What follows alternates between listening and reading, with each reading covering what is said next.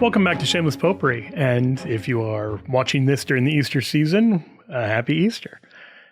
This is a time when we as Christians celebrate the fact that Jesus is risen from the dead, and I thought it seemed appropriate to examine why we believe that. Because, as I'm sure you know, plenty of people don't believe Jesus rose from the dead. And that creates a sort of historical question. Because here's the thing. We know that there is a movement in the first century of people claiming to follow this Jesus of Nazareth, and claiming more than that this Jesus, a founder of their religious movement, died and rose from the dead. And so to disbelieve what they're saying creates a historical question, which is, well, what really happened? So I want to explore that today. I want to look at 6 different theories, 5 of which I'm going to reject. So those 6 different theories about the resurrection are as follows: that Jesus didn't really die. This is sometimes called the swoon theory. Maybe he looked like he died. He kind of tricked the soldiers into thinking he was dead, but he didn't really die. That's first theory.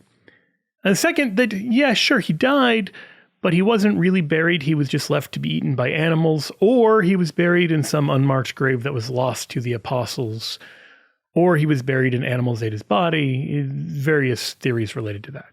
So the first one, Good Friday, wasn't really the death of Jesus. The second Holy Saturday isn't really the time when Jesus is in the tomb, because he isn't there, he's somewhere else. And then the third theory, that the resurrection is just a metaphor, that when the apostles claim that Jesus rose from the dead, they mean something like, his message was really triumphant. The fourth theory, that this was just a legend. The apostles didn't really say Jesus rose from the dead. That was just later Christians who kind of took this, whatever the original language was, and exaggerated it into this story about Jesus literally rising from the dead. The fifth theory is that the apostles, they claimed Jesus rose from the dead, but they were lying about it. And then if none of those theories are right, I think we're left with the sixth theory, which, as you might guess, is the one I believe is correct, which is that the apostles are accurate eyewitnesses and the resurrection is true. I want to be clear about a few things as we start out. I am not starting by presupposing the inspiration or even the inerrancy of the New Testament. And the reason I'm not starting with that is because it'd be totally circular to say, I believe in the resurrection because the New Testament tells me so. I believe in the New Testament because it's divinely inspired. I believe it's divinely inspired because the God of history entered the world. And then you just go in this full circle and say, well, how do I know that? Well, the New Testament tells me so. And so that's obviously not going to be convincing to someone who isn't already a committed Christian. And if you're already a committed Christian, then you probably don't need to be sold on the authenticity and historicity of the resurrection. But second, because I believe firmly that the resurrection isn't just a fact of faith that is only accessible to believing Christians, but is actually a historic event. Now, it's bigger than history. I don't know if that makes sense. It's bigger than a historic event. There are plenty of historic events that I wouldn't say I believe in. I believe in the Battle of Gettysburg is kind of a nonsensical statement. I believe it occurred, but I don't place my faith in it. Well, with the resurrection, it both is this event in history and this event in faith that I can put my trust in, that I can lean my salvation on. But it is nevertheless also a matter of history as much as the Battle of Gettysburg. And in both cases, we know about it in basically the same way. People who were eyewitnesses tell us about it. And sometimes their accounts seem conflicting. Sometimes their accounts seem confusing. There was a lot going on. There was a lot of chaos. Emotions were high. But nevertheless, we still see through that and say, okay, clearly the thing they're describing happened. Makes sense? That's the basic idea. So again, you don't have to believe in the inspiration or inerrancy of the New Testament at the outset to believe in that. It's more the other way around, that if the resurrection is true, if Jesus' claims about himself are true, if Jesus' claims about the church are true, and if his followers really are authorized in the way he said they were, then we get to a place where we can say, I see why one would believe the New Testament is divinely inspired. Make sense? So you have to start with the resurrection and move from there, not the other way around. We don't start with the inspiration of Scripture. But what I actually want to start with right now is the first of the 6 theories, which is that Jesus didn't really die. And So yeah, I want to ask, did Jesus really die? And there are, like I said, a lot of different theories about this, that Jesus only appeared to be dead.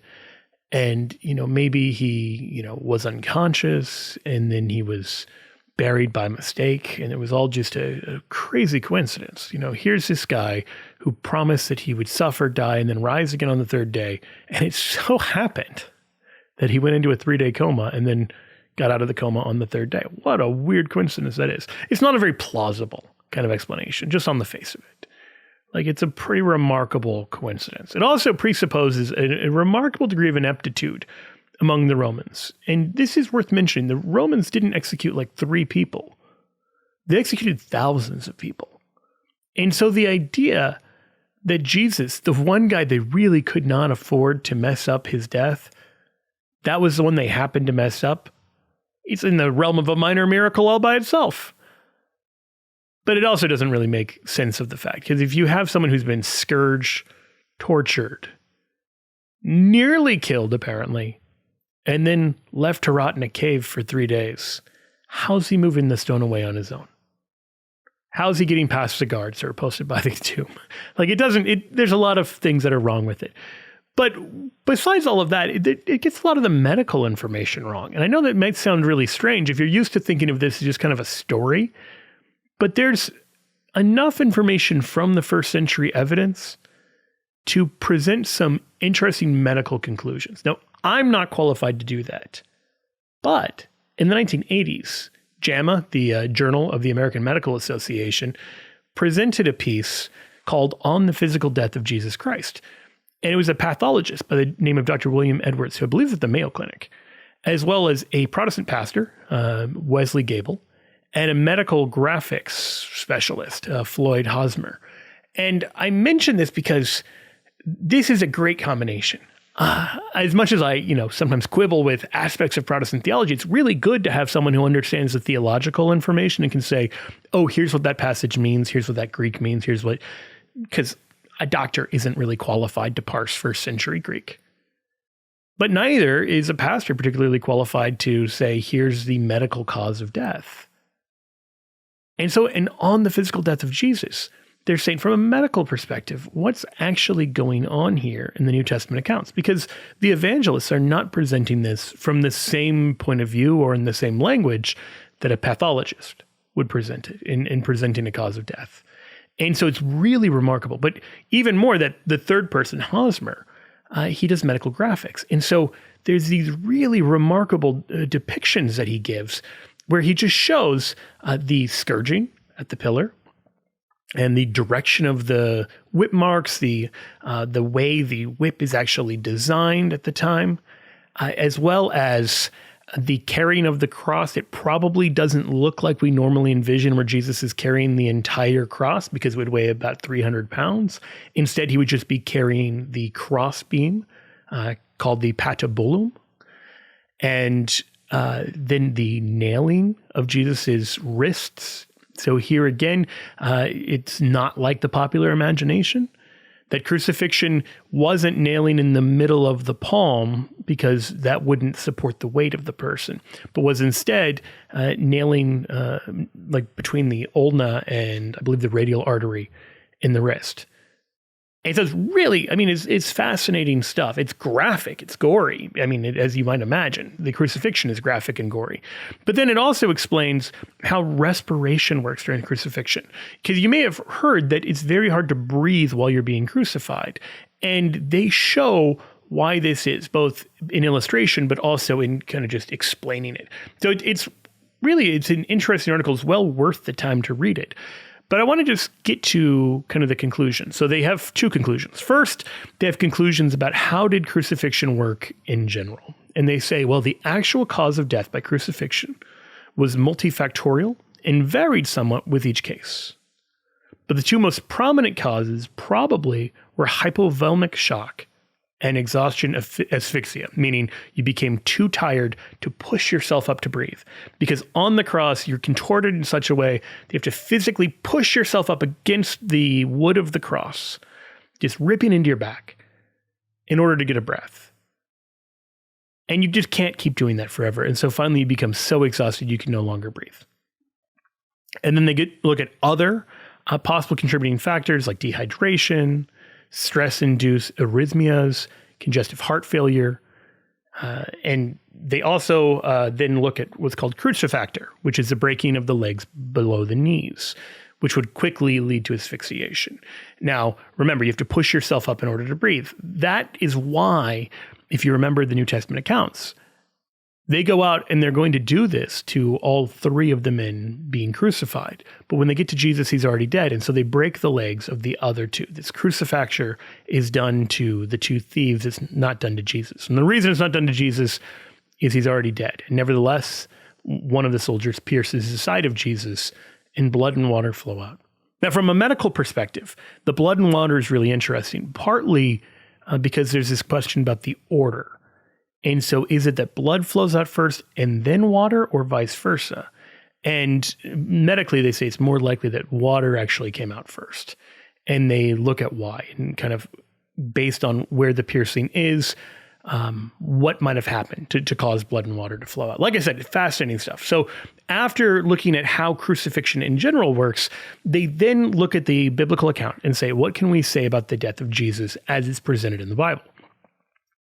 Well, they point out that, the fact that he died so quickly after only 3 to 6 hours on the cross is presented as surprising even to Pontius Pilate. So if someone says, that is a quick time to die. Well, yeah, in a way that's true. He had been scourged nearly to death. He had been carrying the cross. He'd been undergoing a whole lot. But then they say, well, the fact that he cries out in a loud voice and then bows his head and dies suggests the possibility of a catastrophic terminal event. In other words, it looks like Jesus isn't just gasping for his last breath. He actually cries out in a loud voice. And so one popular explanation has been that Jesus died of cardiac rupture in the setting of the scourging and crucifixion with associated hypovolemia, hypoxemia, I'm not a doctor, and perhaps an altered coagulable state. Friable, non-infective thrombotic vegetations could have formed on the aortic or mitral valve. So that's getting into a lot of details about heart stuff that I don't understand, but I understand the basic idea of cardiac rupture. But they say the other explanation may be more likely, that Jesus' death may have been hastened simply by his state of exhaustion, by the severity of the scourging, with the resultant blood loss and pre-shock state. The fact that he could not carry his patibulum, that is the cross, supports this interpretation. He was already in clearly a weakened state. He's described as having fallen 3 times. So the actual cause of Jesus' death may have been multifactorial and related primarily to hypovolemic shock, exhaustion, asphyxia, and perhaps acute heart failure. A fatal cardiac arrhythmia may have accounted for the apparent catastrophic terminal event. So if you're like me, you understood maybe half of that, like cardiac's heart, something. And so for those of us who aren't regular readers of the JAMA or JAMA, we don't normally subscribe to the American Medical Association's journal because we're not doctors and we're not involved in the medical field.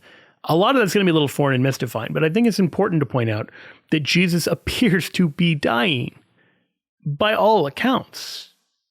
And so they make this point as well. Like, look, this is the kind of thing that was intended to kill you in a bunch of different ways, slowly working together. And so isolating a single cause of death may be very difficult, especially reading it 2,000 years later. But nevertheless, what's very clear is that Jesus does in fact die. They say it remains unsettled whether Jesus died of cardiac rupture or of cardiorespiratory failure. However, the important feature may not be how he died, but rather whether he died. Clearly, the weight of historical and medical evidence indicates that Jesus was dead before the wound to his side was inflicted, and supports the traditional view that the spear thrust between his right ribs probably perforated not only the right lung, but also the pericardium and heart, and thereby ensured his death. Accordingly, interpretations based on the assumption that Jesus did not die on the cross appear to be at odds with modern medical knowledge. Great. So when we're looking at the 6 theories, we can take the first one off the list, that Jesus didn't really die. It contradicts everything we know medically.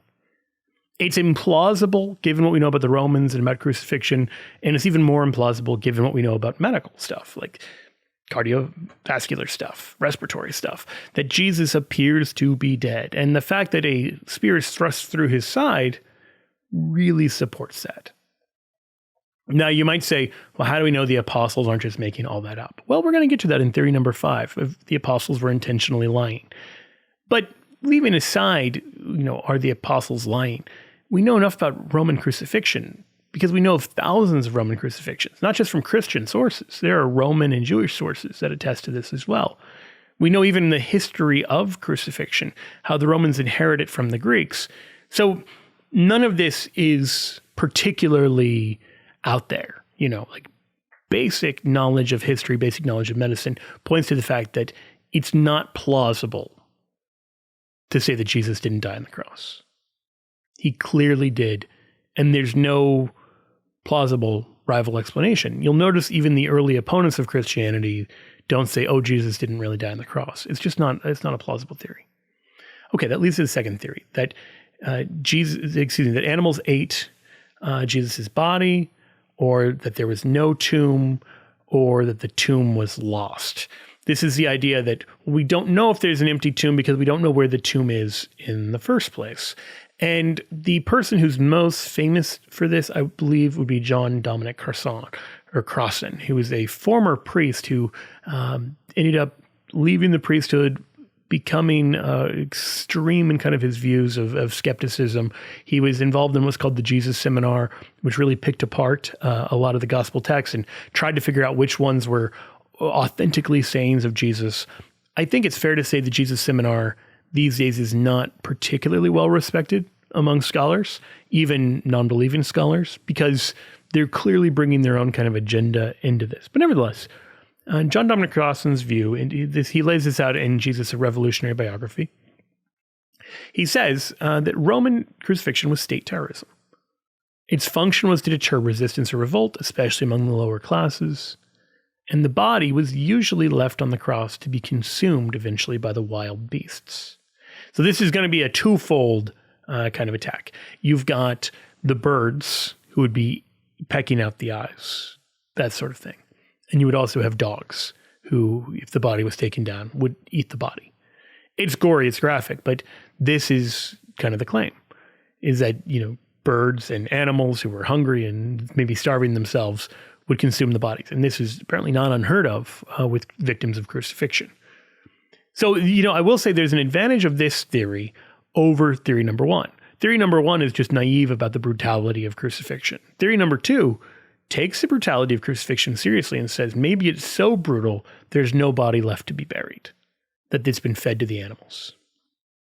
Okay. And then he says, no wonder we have found only one body from all those thousands crucified around Jerusalem in that single century. Remember those dogs, and if you seek the heart of darkness, follow the dogs. He's implying very heavily there that what happened to Jesus is he was eaten by wild dogs. He makes this point in kind of an exaggerated way by saying we've only found one body of a crucifixion victim. Well, we know of more bodies. We only have found archaeologically one, but we know from other sources that other crucifixion victims were given proper burials. We just haven't found all of their corpses, and of course we haven't. Think about the number of people buried in the first century compared to the number that we've happened to stumble upon. So it's not actually that striking that we don't have a lot of crucifixion victims. Nevertheless, he's absolutely right that in many cases the body would be left out. And this was on purpose as a demonstration, as a mockery, especially for something like a revolt. You'd have an attempted revolution, and then you might have 1,000 people or more crucified, and those people would be left up on the crosses for the Romans to say, don't try it. So it makes sense that the body would be left out. It's striking, however, that none of the early opponents of Christianity say this is what happened. They don't say, Jesus wasn't laid in the tomb, we left his body out for days. And in fact, there's clear Christian evidence that this isn't what happened. Now again, I'm not saying you need to believe it's divinely inspired, but at least consider what the first century evidence, the unrebutted first century evidence, actually has to say. But before we get there, one more bit from Crossan. I keep saying croissant, like it's like breakfast food or something. He says, with regard to the body of Jesus, by Easter Sunday morning, those who cared did not know where it was, and those who knew did not care. Why should even the soldiers themselves remember the death and disposal of a nobody? Well, I think there's a pretty clear answer to all of this. which is that whether the Romans cared or not, we have clear testimony of the burial from the earliest Christian sources. So there are all kinds of disputes about which documents were written before which ones in terms of dating the New Testament. But generally speaking, people would say the early letters of Paul are probably the oldest writings we have. And so one of those is 1 Corinthians. And in 1 Corinthians 15, St. Paul says, I delivered to you as of first importance what I also received, that Christ died for our sins in accordance with the Scriptures, that he was buried, that he was raised on the third day in accordance with the Scriptures, and then he appeared to Cephas, then to the 12. So Paul mentions explicitly that he was buried.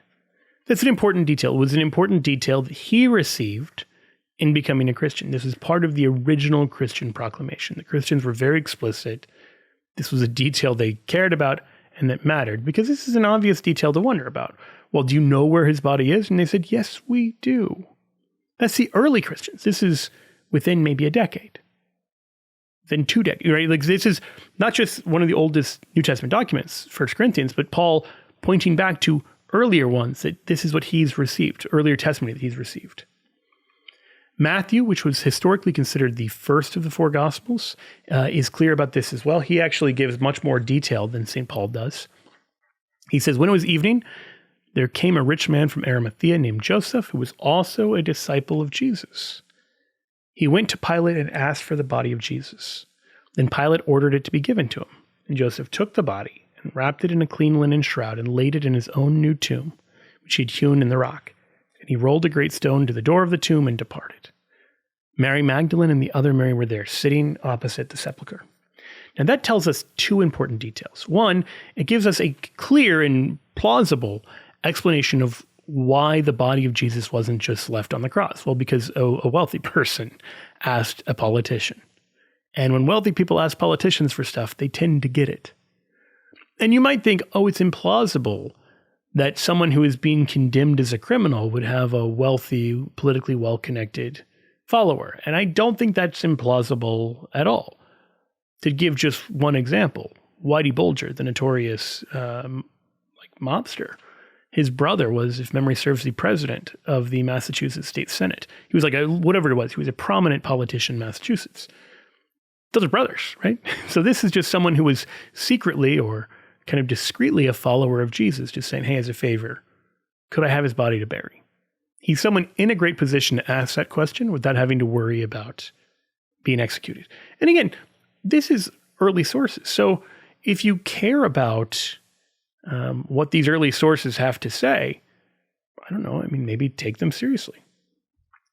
So John Dominic Crossan says, we know from both literary and archaeological evidence that a crucified body could be given back to its family for burial.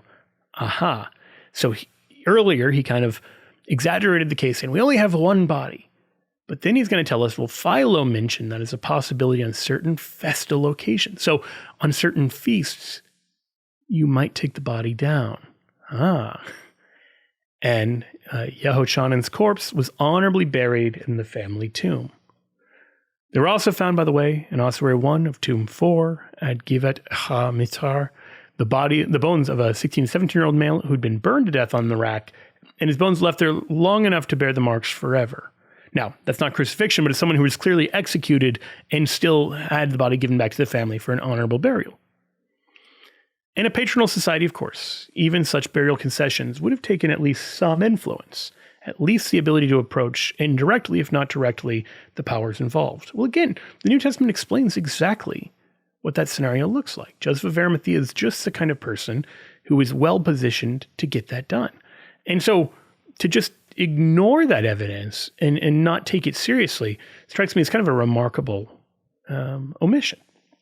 He says, in general, however, if one had influence, one was not crucified. If one was crucified, one would not have influence enough to obtain burial. But again, it's not that Jesus was so well connected with Pontius Pilate. It's that Joseph of Arimathea was well connected. And Joseph of Arimathea wasn't crucified.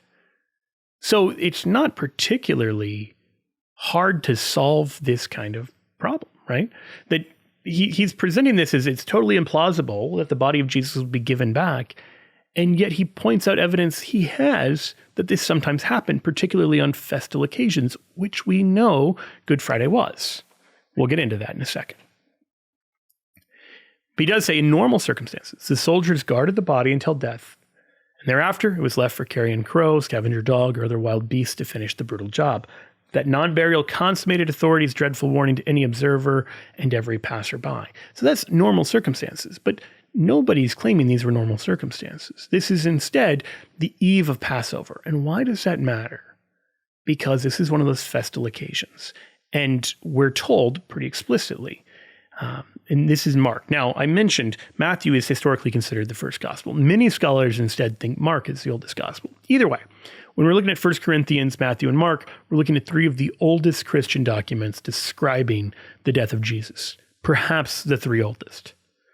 And so whatever order you put them in Mark 15, it says, when evening had come, since it was the day of preparation, that is the day before the Sabbath. Now, there's a disputed reading about whether he just means it's before Saturday or whether he's saying the day of preparation is about to be Passover. In any case, it appears to be both. It appears to be the evening or the afternoon before Passover begins, in the evening is also like a Friday afternoon, so it's right before the Saturday Passover. But he's saying because of that, Joseph of Arimathea, a respected member of the council, who was also himself looking for the kingdom of God, took courage and went to Pilate and asked for the body of Jesus. Now notice, everything Crossan mentions is like these defeaters. Like, oh, well, you'd have to be very courageous to do that. You'd be taking your life into your own hands. Yeah, the New Testament kind of acknowledges that. Joseph of Arimathea did a brave thing, and he went to Pilate. He was a well-respected member of the council, so he was able to get away with this. You know, he's on the Sanhedrin. This is part of the political body that Pilate himself, a politician, doesn't want to anger. And so he grants another political figure a favor. This has a million precedents in modern and in ancient society. It is not at all unbelievable that a politician would seek to curry favor with someone who is well-respected in the community. It shouldn't even take any explanation that, yeah, there's nothing about this that's implausible. This is when Mark is the one who mentions that Pilate wondered if he were already dead. And then the centurion confirmed that he is in fact dead. And then Pilate grants the body to Joseph. And then we're told again, he takes him down, he lays him in his own tomb. And like Matthew, Mark mentions that Mary Magdalene and Mary, the mother of Joseph, saw where he was laid. So again, we know from the earliest testimonies both that Jesus was buried and that the disciples knew where he was buried. Joseph of Arimathea knew, Mary Magdalene knew, and Mary, the mother of Joseph, this is perhaps Jesus' aunt, knew. This is important because John Dominic Crossan is like, well, Jesus' disciples ran away. It's like, well, okay, yeah, the male disciples ran away, but there were a number of women who we know from all of these testimonial accounts were there. These were also the women who went to the tomb later on, and they knew where they were going because they'd been there just a couple days before. All that's to say, it is just not a good theory to say, yeah, his body was just left there to be eaten by animals, or yeah, you know, he was buried in some unmarked grave and no one knew where he was, because all of the available evidence contradicts that. You have to just ignore all of the evidence, both from the New Testament and of these other accounts of people being given back to their families after being crucified. But there's an additional reason. Under Jewish law, if a man had committed a crime punishable by death and he's put to death and you hang him on a tree, his body shall not remain all night upon the tree. You shall bury him the same day. For a hanged man is accursed by God. You shall not defile your land, which the Lord your God gives you for an inheritance. It's Deuteronomy 21, verse 22 to 23. So, for particular legal violations, when you're being condemned under Jewish law, you're not to be left up beyond that day. You can't do this Roman thing of leaving the body to just rot in the air as a sign for your enemies. And so it makes sense that if Pilate is partly appeasing the Jewish high priest and the Jewish authorities, this is going to be treated very differently than the Romans putting down a political uprising. Well, you do that, you're going to be following Roman custom. If you're doing this, you're not going to then tick off the very people you're trying to appease by then leaving the body to rot in the air in violation of Deuteronomy 21 on Passover. So for all sorts of legal reasons, as well as the festivity of Passover, it makes sense that Jesus' body was taken down and given to Joseph of Arimathea, exactly like all of the evidence says he was. Now, John Dominic Crossan tries to address this. He says, well, if the Romans did not observe the Deuteronomic decree, Jesus' dead body would have been left on the cross for the wild beasts. Fair enough, right? And his followers who had fled would know that. Yeah, of course. They wouldn't possibly have a story about how Jesus was buried and then rose again on the third day if they saw his body lying there for days, or, hung there for days. So that seems to dispel that theory. That, hey, here's a theory that would immediately disprove the core of Christianity. Because the Christian claim is that Jesus is buried that day. If he is left up in a very public place for days on end, the apostles would know that. You know who else would? Everybody living in Jerusalem. That's literally the point of doing a crucifixion in a public place like this. You put this body in Golgotha, hung up on a cross, so that anyone walking in or out of Jerusalem has to look at it and says, don't mess with the Romans. And so, of course, Jesus' body isn't still there, or the opponents of Jesus would have immediately said he didn't get buried. His body was eaten by animals, or his body was buried much later. Anyway, so that part of the theory is clearly wrong, right? It says, okay, so that's if the Romans didn't observe what Deuteronomy requires. But then he said, if the Romans did observe the decrees, the soldiers would have made certain Jesus was dead and then buried him themselves as part of their job. Well, again, that's only if you ignore Joseph of Arimathea going to Pilate and making this appeal. Then he concludes, in either case, his body left on the cross or in a shallow grave, barely covered with dirt and stones, the dogs were waiting, and his followers who had fled would know that too. So in this theory, the disciples know Jesus isn't actually buried in the tomb. It's a pretty remarkable sort of theory. There's a reason this is not a very mainstream kind of argument. There's a reason most scholars, even if they're non-believers, don't take this to be a very plausible kind of theory of what happened either, because it just doesn't make sense of the other. You have to actually ignore basically all of the evidence about Jesus' burial and just say, well, if there was no one like Joseph of Arimathea, here's what would have happened. And it's like, well, sure, okay. But there was. If this didn't happen right before Passover, if this wasn't a matter of Jewish law as well as Roman law intersecting, if it was, if you assume a counterfactual where you ignore all of the major events of the New Testament, then right. If Jesus was a Roman revolutionary, he would have been left on the cross for days on end. And as long as this wasn't in a Jewish area, nobody would have had a problem with that. That is a very uninteresting kind of theory because nobody thinks that's what happened.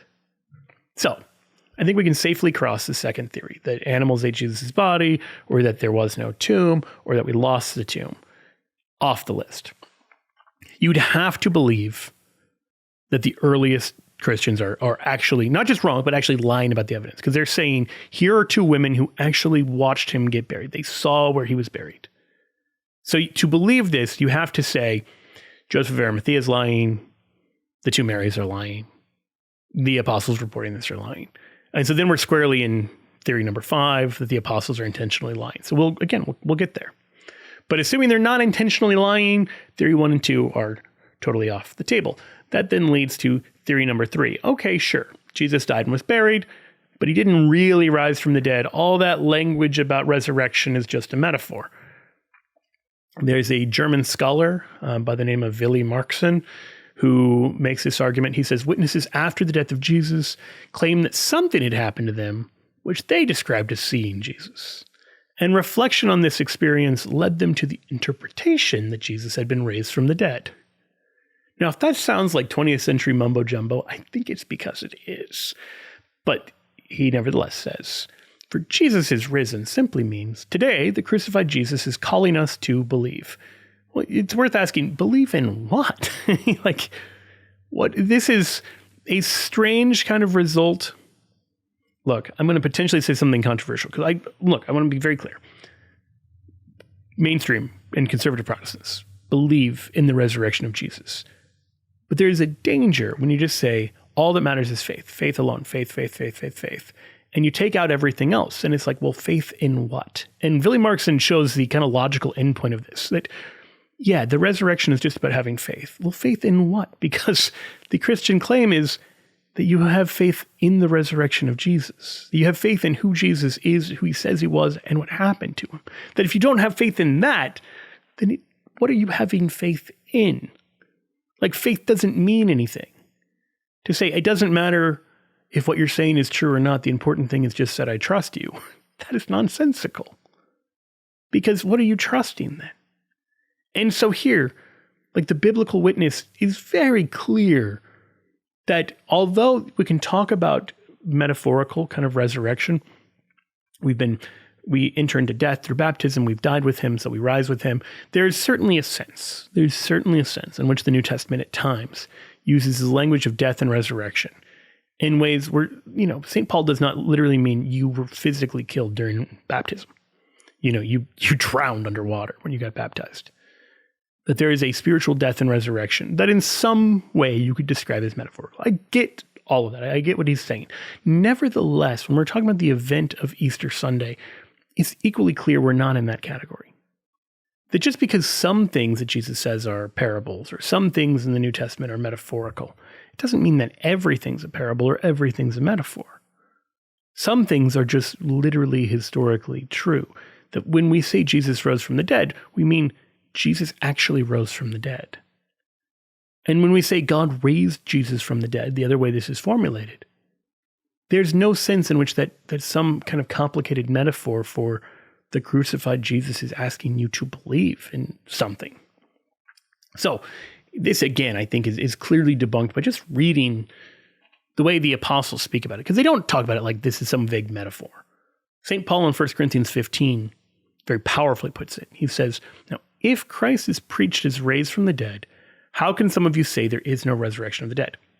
So this is the problem he's trying to respond to.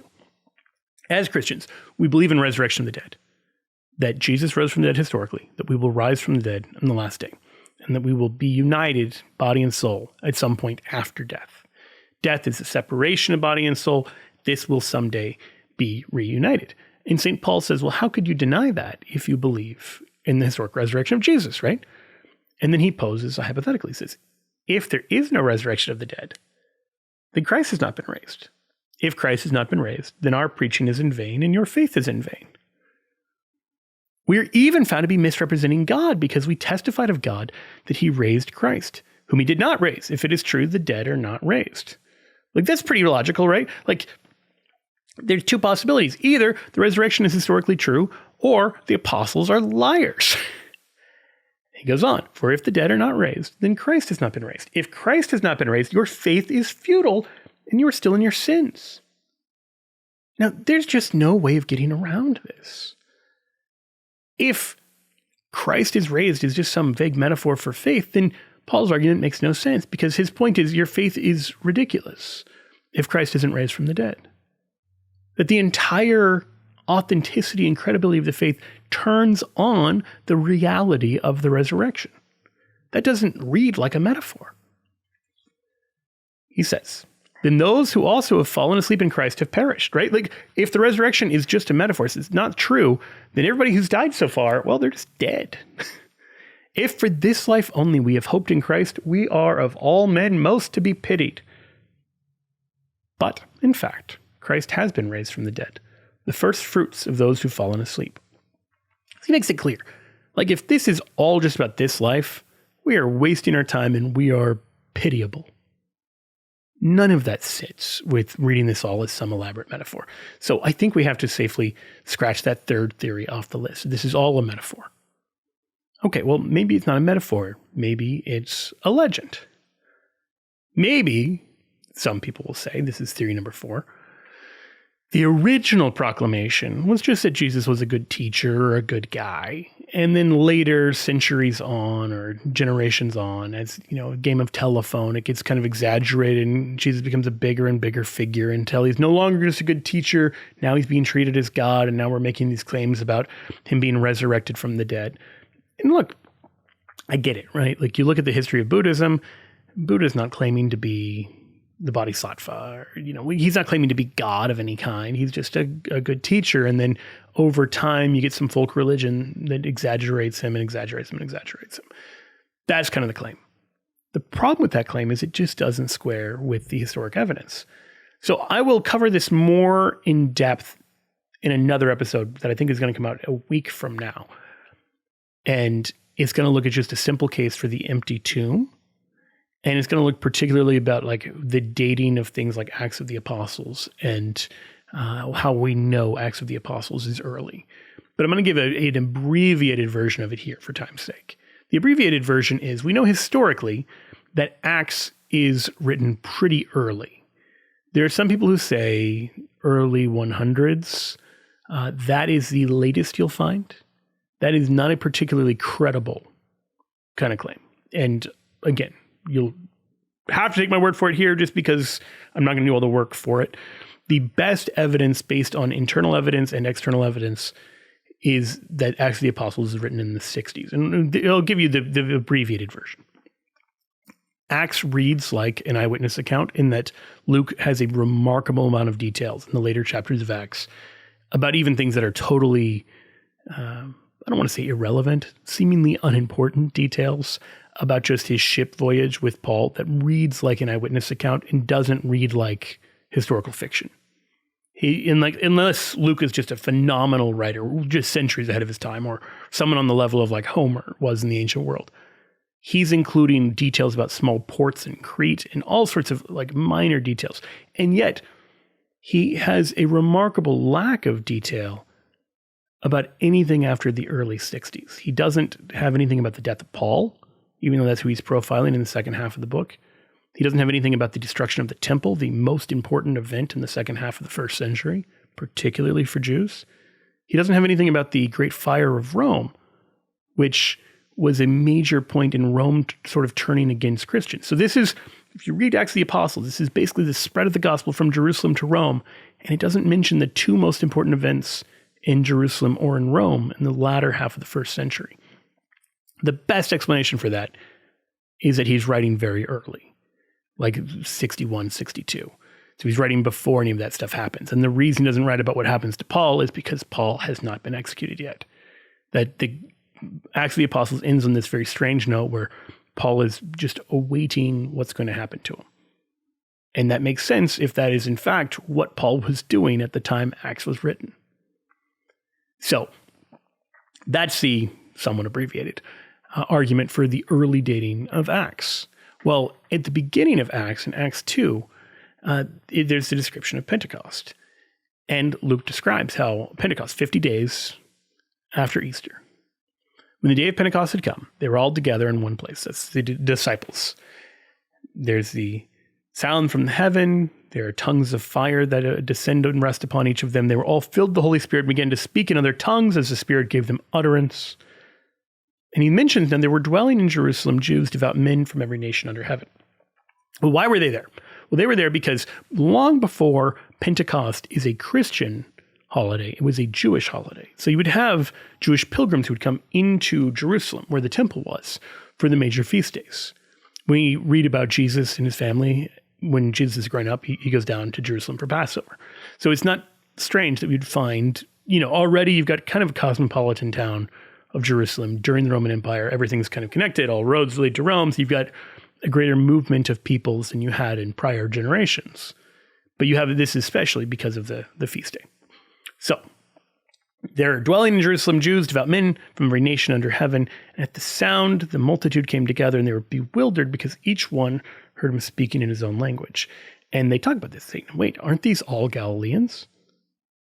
And how is it we each hear him in our own native language? And they mention where they're from: Parthians and Medes, Elamites, residents of Mesopotamia, Judea, Cappadocia, Pontus and Asia, Phrygia and Pamphylia, Egypt, the parts of Libya belonging to Cyrene, the very specific description, and visitors from Rome, both Jews and proselytes, Cretans and Arabians. We hear them telling in our own tongues the mighty works of God. And so they're amazed, they're perplexed, some saying, what does this mean? And others saying, they are filled with new wine. So, again, that actually reads fairly plausibly. Now, some of you are going to say, speaking in tongues, I just rejected at the gate. But the fact that, well, if ever there was going to be an assembled group of every kind of nation you would have, it's going to be a major feast day like Pentecost. And you see the skepticism of the crowd saying, they think they're drunk. Fair enough, right? Well, St. Peter gets up and he preaches to them. And he says, men of Israel, hear these words. Jesus of Nazareth, a man attested to you by God with mighty works and wonders and signs, which God did through him in your midst, as you yourselves know, This Jesus delivered up according to the definite plan and foreknowledge of God, you crucified and killed by the hands of lawless men. But God raised him up, having loosed the pangs of death, because it was not possible for him to be held by it. So the first thing to notice there is that this is a bombastic sermon. Peter is accusing a bunch of people he's never met, basically of murder. Not directly, right? But he's sort of laying this corporate blame, saying, we've killed Jesus. And God allowed it to happen, but then raised him from the dead. That is a kind of claim that is, let's say, striking. You know, like if you are going on a pilgrimage somewhere and someone accuses you and the other pilgrims of being part of this conspiracy to kill their leader, their prophet, their holy man, you're going to remember that, right? Like that's a memorable sort of event, whether you come to belief or not. But he doesn't stop there. He then describes Jesus as greater than David. Now remember, David is the greatest king in Israel's history. And St. Peter then says Jesus is greater. He says, brethren, I may say to you confidently of the patriarch David, that he both died and was buried, and his tomb is with us to this day. There's some controversy, by the way, about whether David's tomb is actually located kind of adjacent to where Peter was preaching. There's some controversy about that. I'm not going to get into the details of that, whether that's accurate or not. There's some skepticism about whether that's the correct spot for David being buried there. But nevertheless, we know that his tomb was known. Josephus reports that they knew where the tombs were, where David and the others were buried. Nevertheless, he says, being therefore a prophet, knowing that God had sworn with an oath to him that he would set one of his descendants upon his throne, he foresaw and spoke of the resurrection of the Christ, that he was not abandoned to Hades, nor did his flesh see corruption. This Jesus God raised up, and of that we are all witnesses. Now again, this does not sound like a metaphor. This does not sound like we don't really know what happened to Jesus. No, they're claiming to be witnesses of the resurrection. And this is 50 days after Easter. So this is 53 days, 52 days by our counting, after the crucifixion. So if you want to debunk Christianity and you are one of the people in the crowd here on Pentecost, he's just made the entire claim centered around the fact that the tomb is empty, that Jesus is risen from the dead, and that he's seen him, he and the others. You could walk from where he's speaking to Golgotha. It is not far. I've been in both places. You could walk there, say, here's the tomb, here's his body, and Christianity is done by lunch. That's it. That's all it takes. That doesn't happen. Why doesn't that happen? Because the tomb really is empty. And so the idea that what they were preaching was something other than this, the idea they were preaching, it's just a legend, or, just Jesus was a great teacher, you should really listen to what he's got to say. No, all of the evidence we have, including first century evidence, this is something totally different than that. That they were preaching the resurrection as part of the integral message. Remember back in 1 Corinthians 15, one of the earliest Christian documents, St. Paul says this is what he's received. Paul wasn't there for this. But the early Christian community, this is what they believed, this is what they proclaimed, this is what they taught. This is the earliest form of Christianity. And here's someone who's in a position to know, saying this is what happened. And I don't know a plausible way of accounting for the evidence of Acts 2 without conceding that the tomb really was empty. Because if the tomb wasn't empty, Peter can't give this sermon. And if Peter didn't give the sermon, if Luke's making that up, Luke can't get away with that because this was a major public event.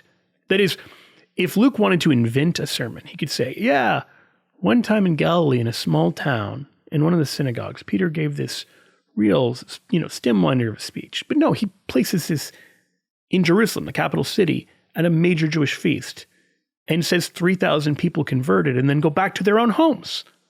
That in the first century, you could go to these places, the ones he listed, like those parts of Libya, Crete, that sort of thing.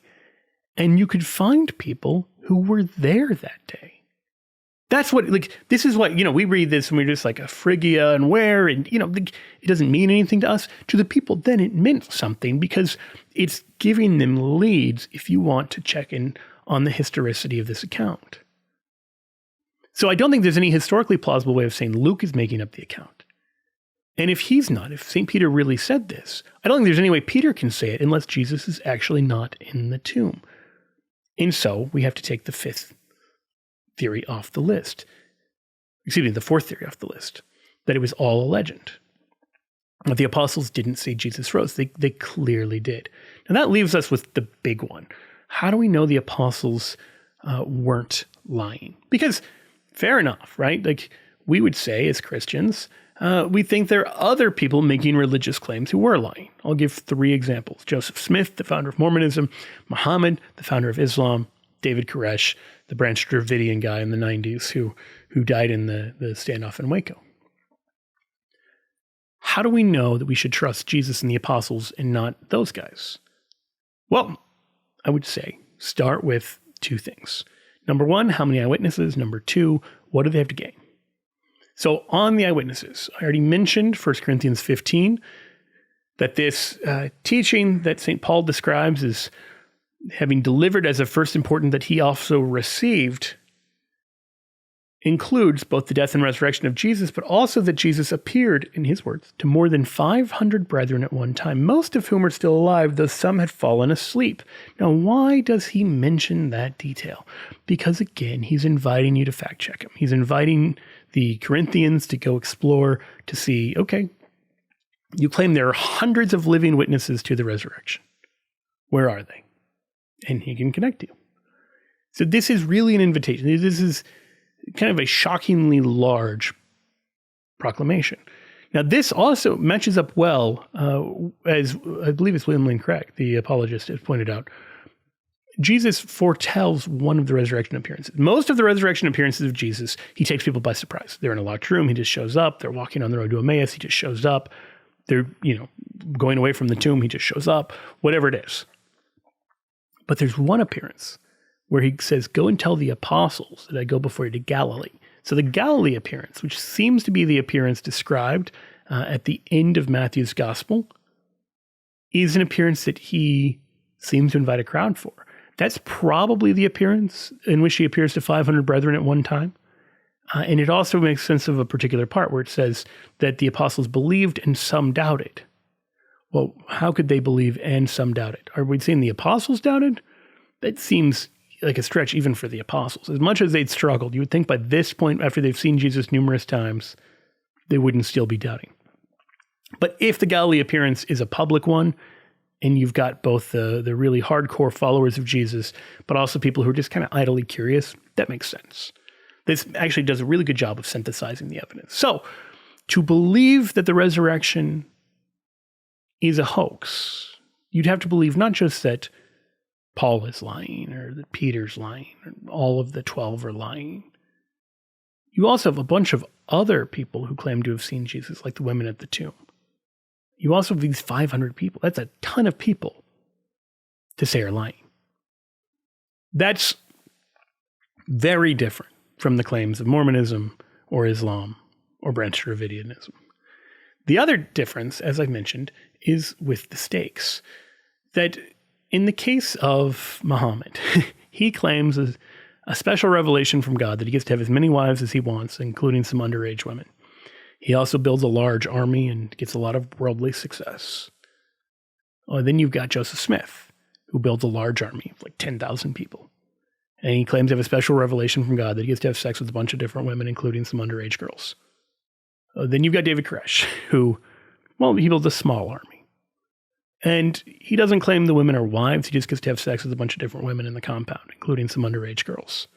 In each case, someone looking at this would say, I see some pretty obvious reasons you might be lying about this. Or if you want to put it more charitably or generously, I see some reasons you might be inclined to think God is talking to you, even if he's not, because he's telling you stuff that's going to make you really great and successful. And you get to have a lot of promiscuity and you got to have like a powerful army and all this stuff. Contrast that now with the apostles. There's a question about whether or not St. Peter is married, because we hear about his mother-in-law. We never hear about his wife, and so his wife may actually be dead. We don't need to get into all that. But the basic point is, as far as we can tell, the apostles are celibate or nearly all celibate, And they are traveling with no army, no money, disclaiming violence in the name of Christianity. Put away your sword, Peter, all that. They're getting nothing in terms of worldly benefit out of it. They're instead being shunned and persecuted by both their fellow Jews and by the Romans. And then they're being tortured and killed. Now, we have plenty of evidence for this, both from Christian and non-Christian sources. So, for instance, Tacitus, the Roman historian, in 116 writes about the Great Fire in 64. And he describes how Nero, to avoid being blamed for the fire himself, blamed the Christians, who he says are a class hated for their abominations. And he says, Christus, from whom the name had its origin, suffered the extreme penalty during the reign of Tiberius at the hands of one of our procurators, Pontius Pilate. Okay, so Jesus definitely did die. And he describes Christianity as a mischievous superstition that, checked for a moment, broke out again not only in Judea, the first source of the evil, but even in Rome, where all things hideous and shameful from every part of the world find their center and become popular. I love that description of Rome. I lived there for 3 years. I think it's hilarious. But then he describes the really brutal way that Christians were being murdered. This is in 64, right? These are people who in many cases would have been eyewitnesses or known eyewitnesses of the resurrection.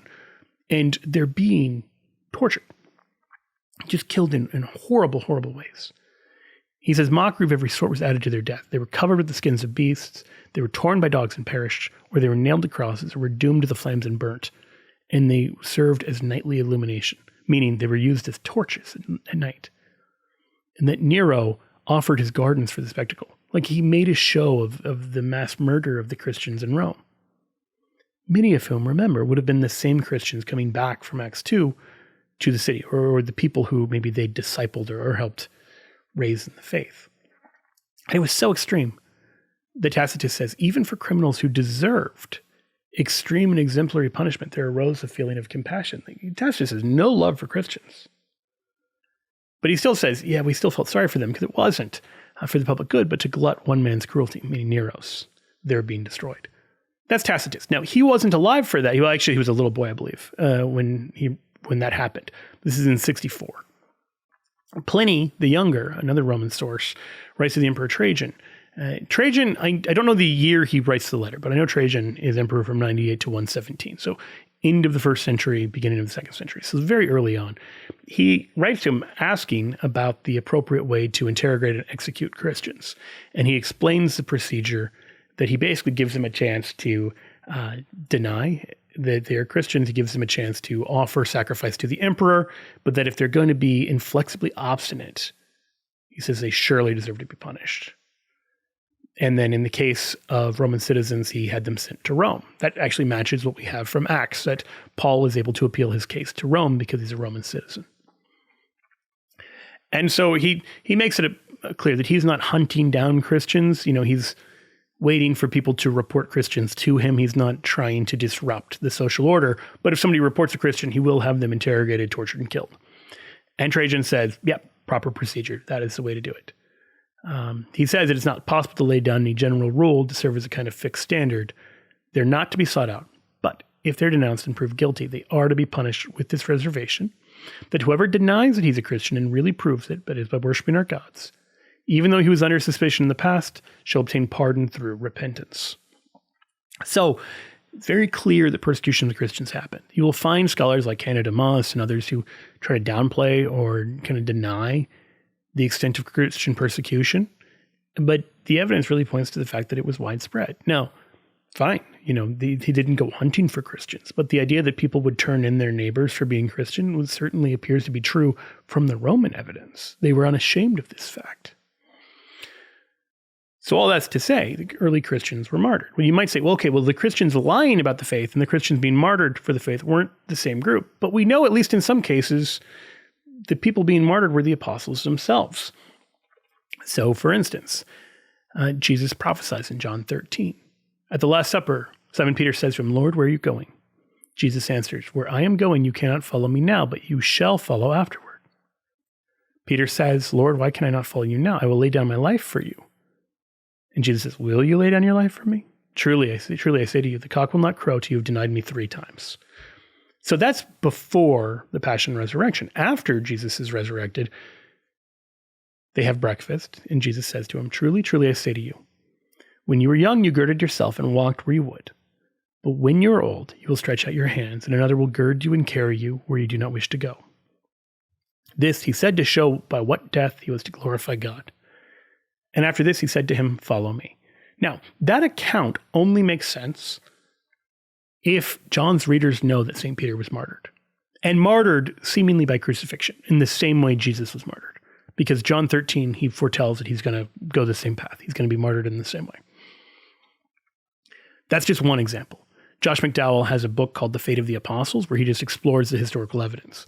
Because you'll find Christians who say 11 of the apostles were martyred and then John dies of old age.